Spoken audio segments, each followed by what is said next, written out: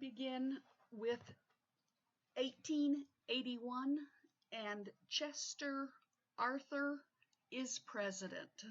Garfield has died, and his vice president, Chester A. Arthur, is now president. To some, he is referred to as his accidency, because he was not the intended one to become president. He was a graduate of Union College with Phi Beta Kappa honors, a wealthy, handsome, and dignified widower who enjoyed a well-stocked wine cellar, an extensive library, and a wardrobe that included 80 pair of trousers alone. This man liked to dress, and he had the wardrobe. He was tall, 6'2", tall for that time period, and very well proportioned. He could wear it well. He had a excuse me. He had a mustache and full sideburns. A lot of pictures you'll see him where he still has the full sideburns but cuts it off about cheek level here. But you will see him also where he has the full mutton chops. They used to call those mutton chops, all the way down. Now, I don't mind it when in the pictures when he has it all the way down to the jawline. But this all the way down here, that I consider a bit much. You might as well have a beard if you're going to do that. But yes, known for his full sideburns. Formerly a machine politician at the New York Customs House, he had been dismissed for purely political reasons from the only important post he had ever held before becoming vice president. So, not a long political career. Many of our presidents have spent years in Congress before becoming president. Others not. He not. Garfield has died in September. He took office in March, so he's only been vice president about 6 months when he is sworn in. And as you can see, 6'2" for that time period was quite tall, and he was well proportioned. Even in this drawing, he stands a good half head above anyone else around him in the crowd. Once president, though, he rose to unexpected heights. He proved to be an able administrator. He prosecuted certain post office frauds with vigor, and he organized his administration with a number of excellent appointments. People soon saw, though, that he intended to make no clean sweep of the half-breeds in favor of the stalwarts, though some office holders were dropped. Remember the factional strife? The party was split between the stalwarts and the half-breeds, and the half-breed Garfield was chosen as the presidential candidate, and he, the stalwart, was the vice presidential candidate. Well, now all the stalwarts feel we should now get all these government slots, and he said, hey, I wasn't the one elected. I came in second. So I am going to leave most of Garfield's appointments in. I'm going to put some of my own in, but I'm not going to make a clean sweep of his. Unfortunately, the poor man can't win. His party is going to be furious at him, and the other side, because he's not one of them, even though he leaves most of their men in, he's not going to make them happy either. He's not going to win with either side. Garfield had said, yeah, I'm somewhat for making certain changes, civil service reform and this kind of thing. Well, we found out how that worked for him. An office seeker who didn't get in to see him and didn't get the job he wanted ended up shooting the president over that. Now, Chester A. Arthur is going to make sure he doesn't get shot over the same thing or any future president. He will put through the Pendleton Act of 1883. This is the so-called Magna Carta of civil service reform. It instituted several very desirable changes. First of all, it prohibited, at least on paper, the financial assessments on job holders, all the way down to the lowly scrubwoman. You could not go into a person's financial background and find out about them. Oh, this person comes from wealth. We can't give them this lowly salary. We must give them a higher salary. Oh, this person is poor. They'll be happy with any kind of salary we give them. A person's background has nothing to do with the salary. The job gets this salary, and if you're poor, be happy. If you're rich, be happy. This is a salary. It is assigned to this job, and that's how it works. Secondly, it established a merit system, that is, appointment to office on the basis of aptitude. Aptitude, what you know, aptitude rather than pull. Now, you've heard that phrase. It's not what you know, it's who you know. And that is very true many times in life.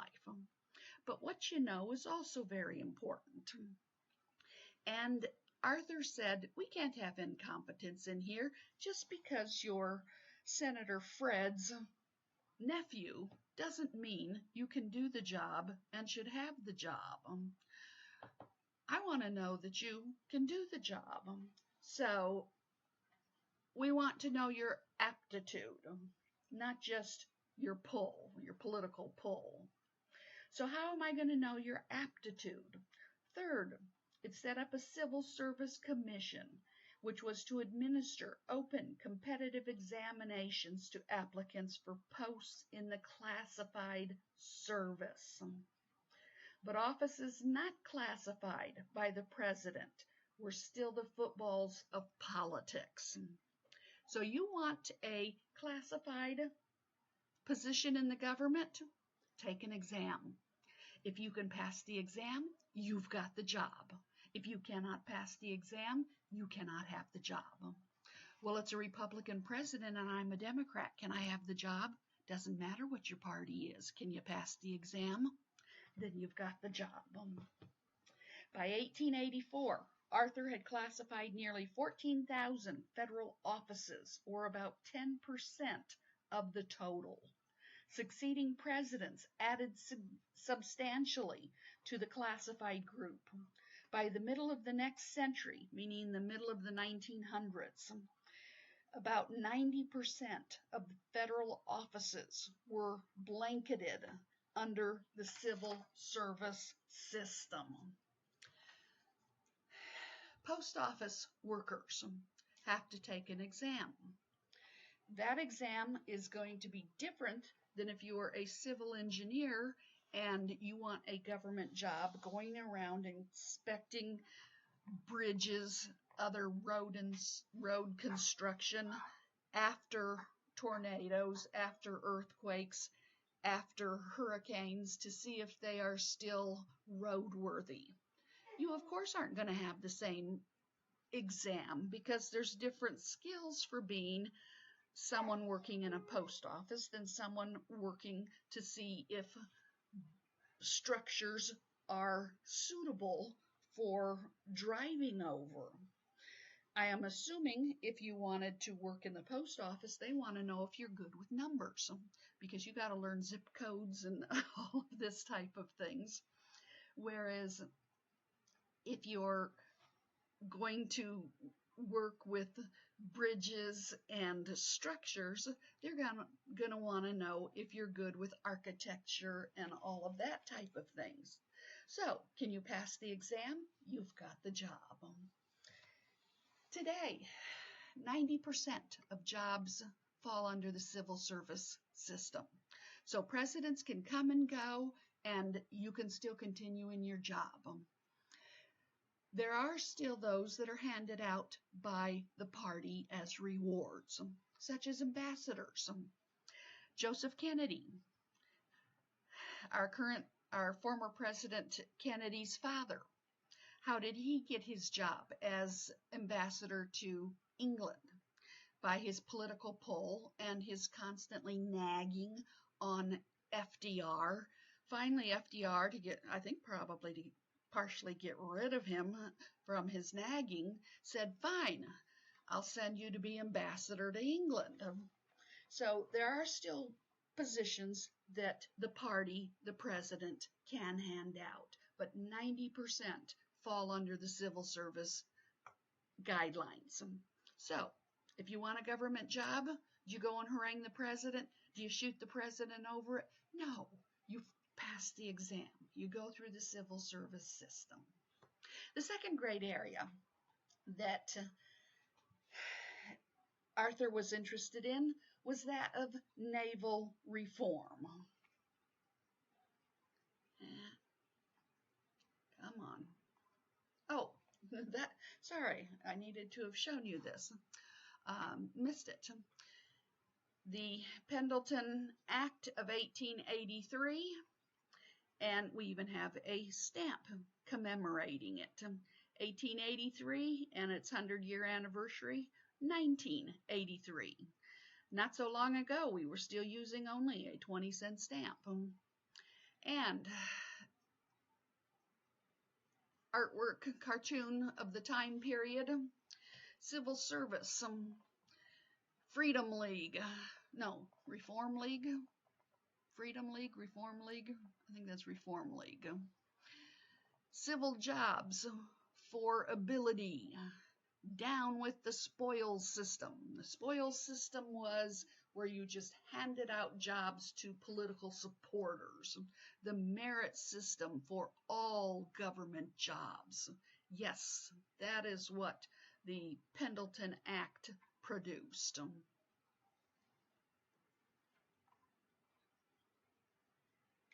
And naval reform.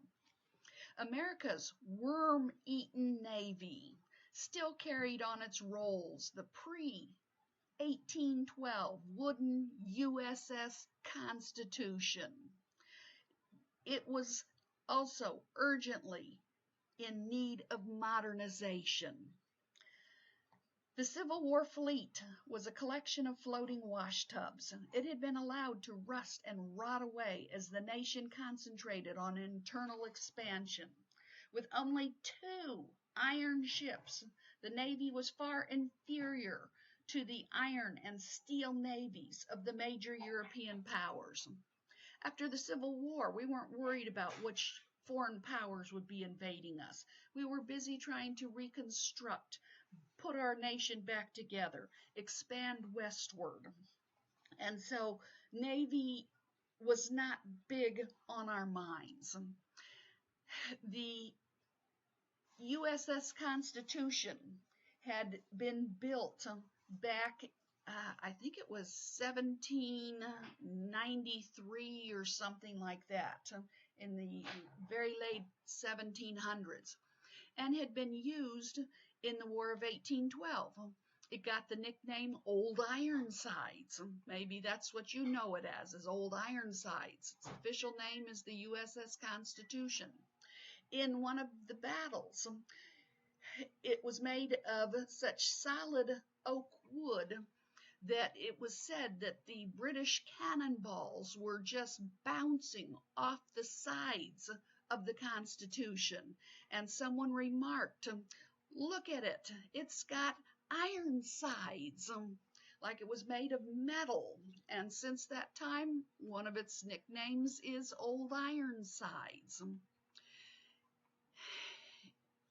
At that time, it was a joke that this old wooden ship in the 1880s was still a commissioned vessel in the United States Navy. Had we have gone to war, this vessel could have been called up to see action.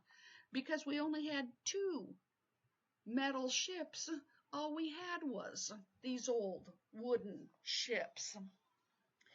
Now, I did not realize it for quite a few years that all of our ships are USS Constitution, USS Virginia, USS Arizona.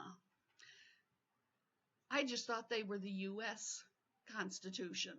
Well, if it was the U.S. Constitution, that'd be a document. USS stands for United States Ship. So all of them are the USS. And to this day, this is a good question on Jeopardy someday. To this day, the USS Constitution is still a commissioned vessel in the United States Navy. Should we see war, technically, the USS Constitution could be sent out to do battle. Now, would that ever occur? No.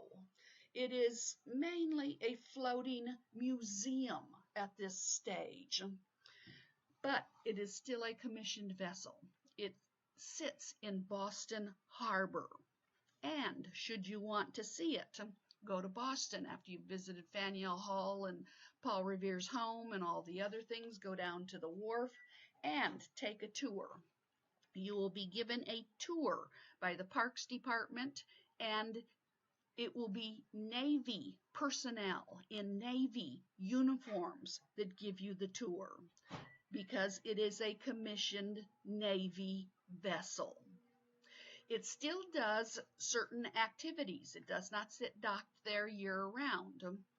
Every year there is special invitation given out to select, very select individuals, and they do, I don't know how many, but they do, I think, a couple of week-long classes where they select individuals are selected to become crews on the Constitution. They sail out for a week long, and they learn how to rig, sail, shoot the guns on, run this whole ship as if they were going out to battle.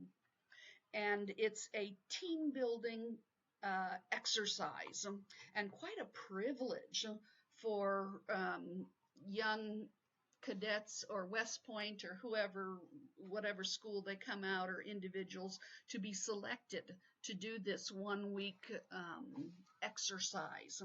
But yes, good old Ironsides here. Even an old stamp. There's the year it was built. I told you it was the late 1700s. 1797, U.S. frigate Constitution. Still a commissioned vessel in the United States Navy. Remember I told you, everything said in class is fair game on the test?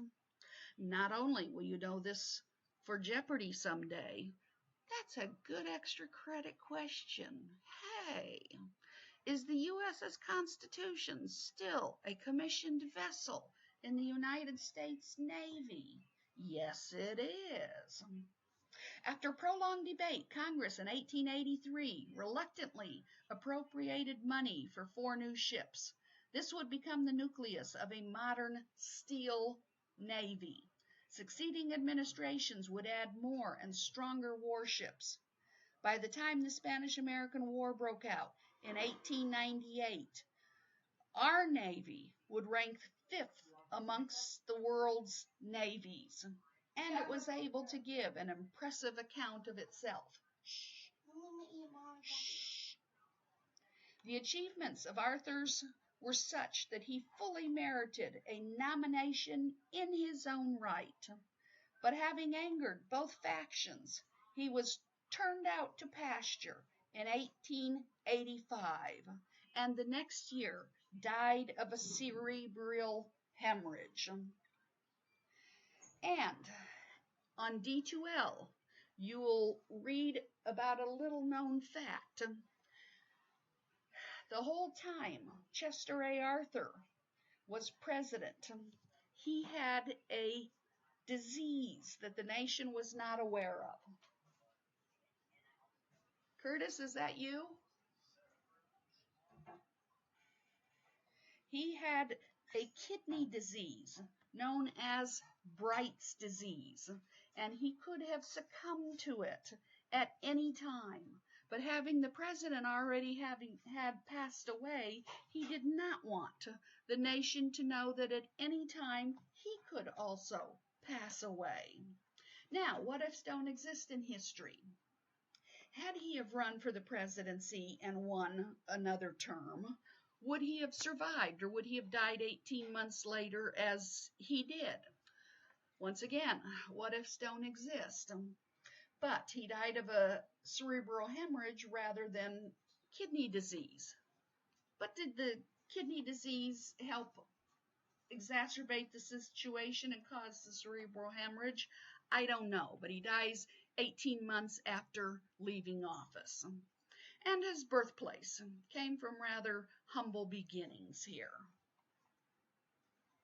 I told you, 6'2" and well proportioned. Yes, he could wear it well.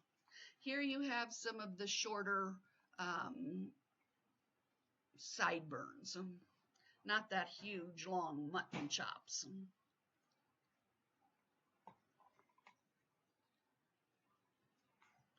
And his wife, Ellen Arthur.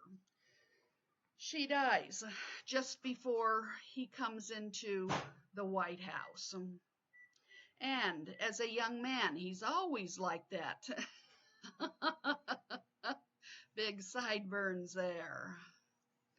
And he, like the former President Garfield, had quite some wild hair as a young man also.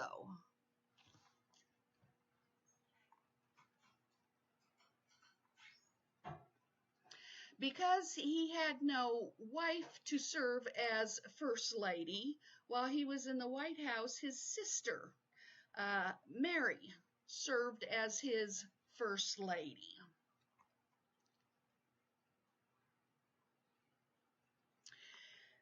His home, or one of his homes in New York City, building still exists today. Granted, looks a little bit different. Here, all of this now is street and this is sidewalk. You know, gotta have progress, gotta have more street. And so this now is sidewalk because you gotta come straight down here and have sidewalk. And so instead of coming up, you got going straight in. I don't know how you get to the down below, but yes, building is still there. Looks a little bit different, but certain architectural pieces you can still see exactly the same. Modern air conditioning, of course, didn't exist back then, but obviously does not have new ducting put in, so you've got exterior air conditioning. But yes, his home in New York. His burial, his predecessor. Remember that massive, huge structure, mausoleum thing that they built for his predecessor who served 6 months? Here, this is all you've got for Arthur. Chester A. Arthur, who serves 3.5 years. And this little plaque here, it says Chester Allen Arthur, 21st President of the United States, born and died. Not even all that long of a life. 30 to 86, what is that, 56 years? Dang, I'm older than he is. So, older than when he died. Not all that long of a life. And some stamps. Look at them mutton chops. Oh, I love them. Yes, and this, of course, Liberia, a foreign country. So is this one, Equatorial Guyana.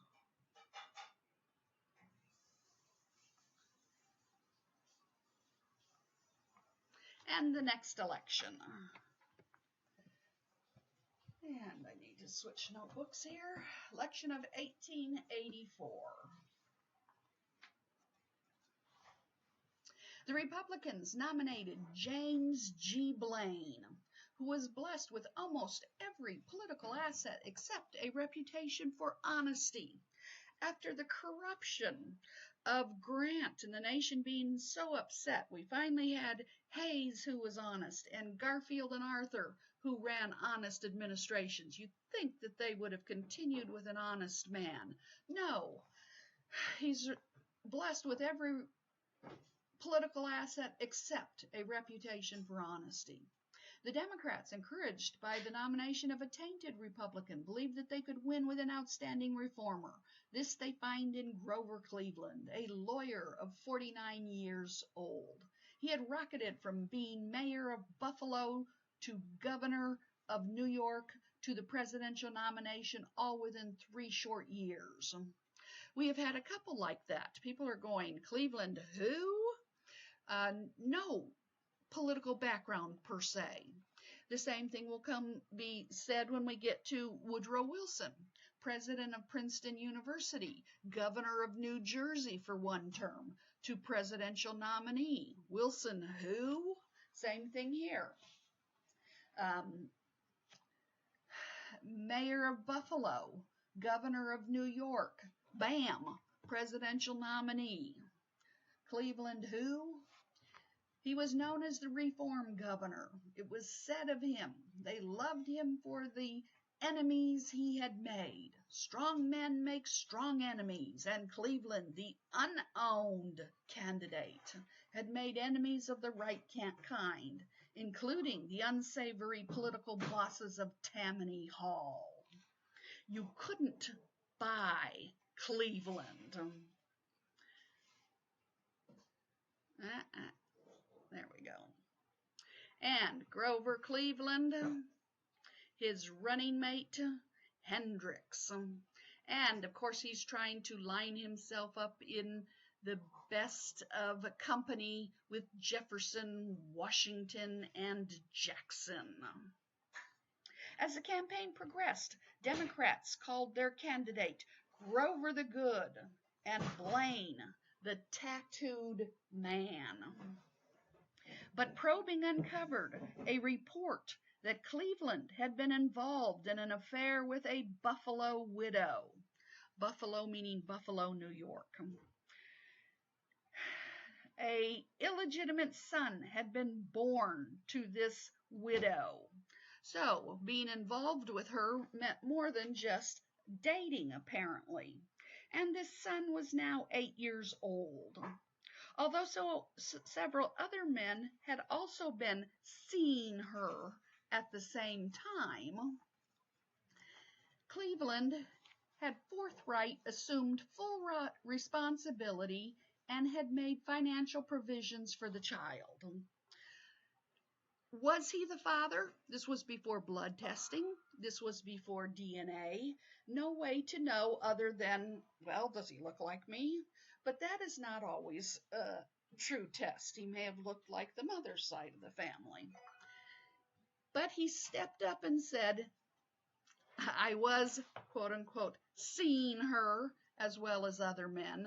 This child could be mine, and so he had made financial provisions. Did he marry the woman? No, but he made financial provisions for the child. Now the Democrats have to strike back at the Republicans, and they try to make something of Blaine's premarital relations with his wife. Well, he slept with his wife before they were married, but at least Blaine made an honest woman of her and married her. The campaign of 1884 sank to perhaps the lowest level in American experience. Even the bloody shirt was not waved, as neither Blaine nor Cleveland had served in the Civil War. Cleveland had hired a substitute to go in his stead while he supported his widowed mother and 2 sisters. This was an accepted policy during the Civil War.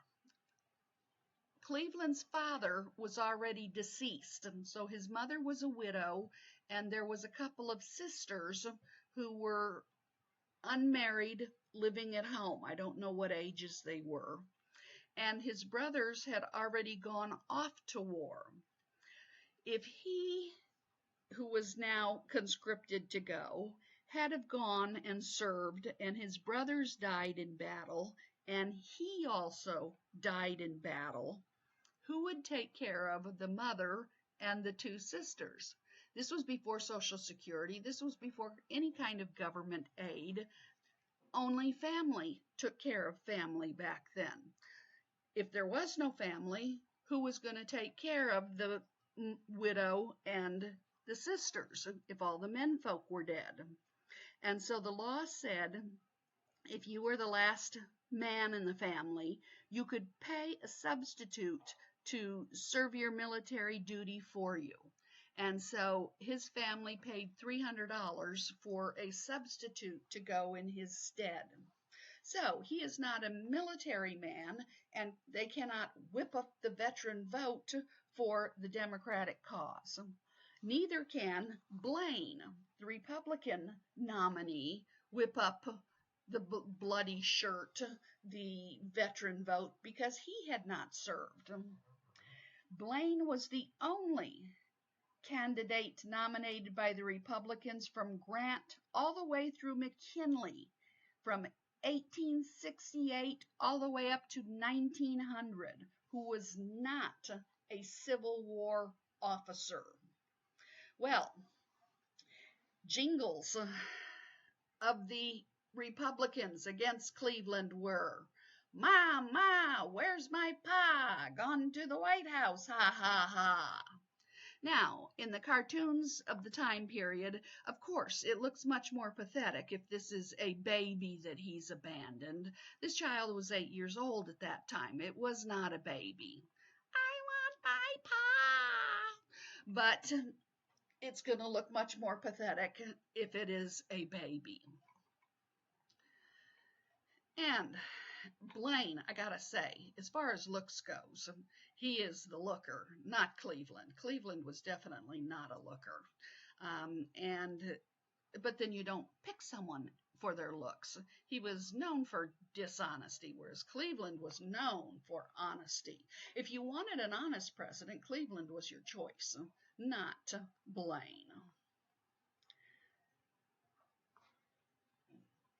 Cleveland sweeps the solid South, and he squeaks through with 219 electoral votes to 182 for the Republicans. The Democrats actually win. They have not won for 45 years. Whoa, what a deal. And in the popular vote, he even wins. Not by much, but he wins even in the popular. But you win in the electoral, and that's where it counts. Basically, the issues narrowed down to a choice between public dishonesty and private immorality. Blaine's shady record was apparently the deciding factor. And Grover Cleveland's administration. Cleveland's cabinet consisted mostly of obscure and unknown men. The Democrats, who had been out of office since 1861, had not made the headlines. Cleveland further narrowed the North-South chasm by appointing to his cabinet 2 ex-Confederates. Confederates getting into office. As for the civil service, Cleveland was a moderate reformer who had faith in the merit system. He said, we set up a system, let it do its job. He believed that public officials were trustees of the people. Hey, what are all public officials supposed to be? They're supposed to be interested in the best interest of the public. Why else go into public office? Well, I happen to know a lot of people go into public office not because of the best interest of the people, but that was his belief. Public officials were trustees of the people. But pressures from office seekers at length became overwhelming. I said 40 years the Democrats had been out. I was wrong. Sorry. Back up. The Democrats after, I got it here in my notes. The Democrats after 24 years of exile believed that the true path to reform was to turn out the Republican rascals and to put their own people in. Cleveland finally turned over the task of decapitating the Republicans to the first Assistant Postmaster General, the tactful Adlai E. Stevenson. Adlai's axe chopped off the jobs of about 40,000 incumbent postmasters. So yes, we will award some jobs to the Democratic Party. At the initial stages, remember, 10% fell under the civil service system. You're saying, who is this Adlai E. Stevenson? Yes, his axe chopped off all these jobs, but we will see him again. 8 years later, in 1892, he will be Grover Cleveland's vice presidential candidate and become vice president of the United States. So this is not the last you've seen of Adlai. And Cleveland resists pension pushers. Cleveland, ever honest, believed that pension rolls should be an honor roll. The list should contain the names of men who had been crippled in the service of their country, not schemers. Cleveland's position was made especially difficult because he was a Democrat and a non-veteran. This had been a problem ever since the war had begun. Different legislation, people not knowing what the legislation was with regard to veterans who had been wounded during the war and getting their benefits meted out to them. Well, suddenly they're trying to pass all kinds of legislation to give people benefits, to give them, the veterans, all kinds of money. And Cleveland is voting no on it. How dare you? And you aren't even a veteran, and you're voting no. This is not going over very well. But why should not the government hand out the money to the veterans? The government was in a very embarrassing situation. Here, cartoon of the time period. Oh, the people were angry. The Treasury was overflowing with funds. A lavish Congress attempted to add several 100,000 new pensioners to the rolls in 1887. Cleveland courageously vetoed it. I don't care if they were veterans. If it doesn't apply to certain rules of how they were injured, and if it was during war, people who fell off their horse and hurt themselves years after the war were now saying, I'm a veteran and I'm injured, I should get a pension. And he's saying, yes, you're injured and yes, you're a veteran, but it didn't happen during the war, so you shouldn't get a pension for being a wounded veteran. You know, these types of things. And here, cartoon Cleveland. Drop a pension bill in the slot and get a veto. So, yes, he was known. How dare you, you Democrat, you person who didn't serve, now deny these people who served the Union their pensions. And why not hand out the money? Who's more deserving than veterans? We've got more money than we know what to do with them. So, why not give it to the veterans? Now, are Southern Confederate veterans going to get these pensions? No. You back a losing horse, you don't get paid on that. You lose. This is only Northern veterans. Cleveland was a believer in the hands-off policy of laissez-faire. That's a French word meaning let flow. This caused the hearts of businessmen and bankers to beat contentedly. He summed up his political philosophy in 1887 when he vetoed a bill to provide seed for drought-ravaged Texas farmers. And his philosophy was, though the people support the government should not support the people. The businessmen were very worried about this Democrat getting into office. The business people liked having high tariffs. The government got most of its money pre-income tax through tariffs.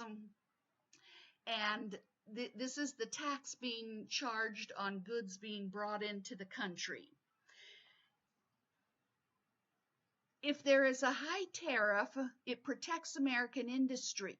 We can charge even more for American goods because the foreign good, till you tax that huge tariff duty on it, it's going to be expensive.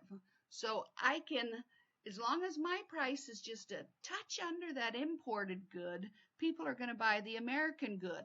Now, without a protective tariff, an American good has to be a whole lot cheaper in order to compete against the foreign goods. And the American manufacturer makes much less money. And so a protective tariff is liked by American industry, not by the worker, but by the industrialist who's running the factory and earning all of this money. The Democrats don't like these high tariffs. And so they were horrified that a Democrat was now in office. But thank God he comes out with this philosophy of laissez-faire. He says, I'm going to keep my hands out of the pie. I am not going to get involved in your businesses. I am going to let flow. I'm going to let business determine itself. I am not going to dictate rules. If you're a good running business, you'll succeed. If you're a bad running business, you'll fail.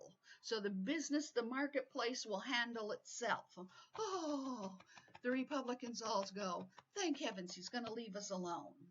But at the same time, he has the philosophy, the government doesn't aid anybody. It doesn't help out the common man. Now, this is not all that uncommon.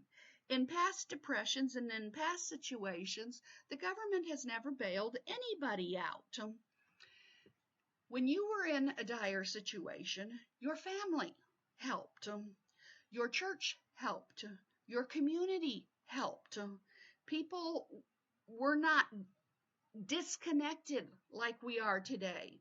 This was before the plane, train, and automobile. People tended to live in the same areas generation after generation. You had a sense of community. You knew people, your relatives, your kin had been there for 50, 70 years. And so community, church, family was always there. And that's who helped you out. The government never helped you out.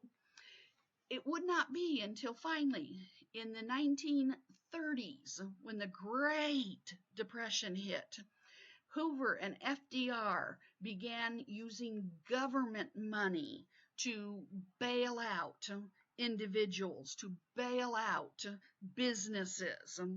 And the government had to pour money into the economy. It was so bad. But prior to that time, Americans pulled themselves up by their own bootstraps. Oftentimes, a depression took 4 years of agony to get out of it. And here, there was rough times.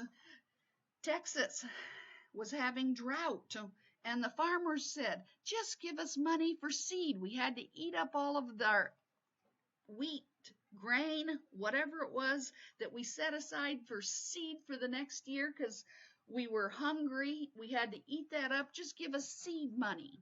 And he says, no. Though the people support the government should not support the people.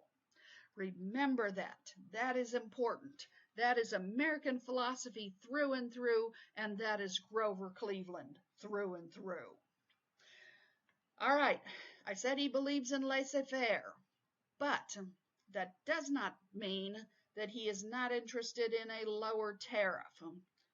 He halfway gives the businessmen a reason to have their hearts beat contentedly, but he still is going to go after that tariff. And we will pick up on that in the next lecture.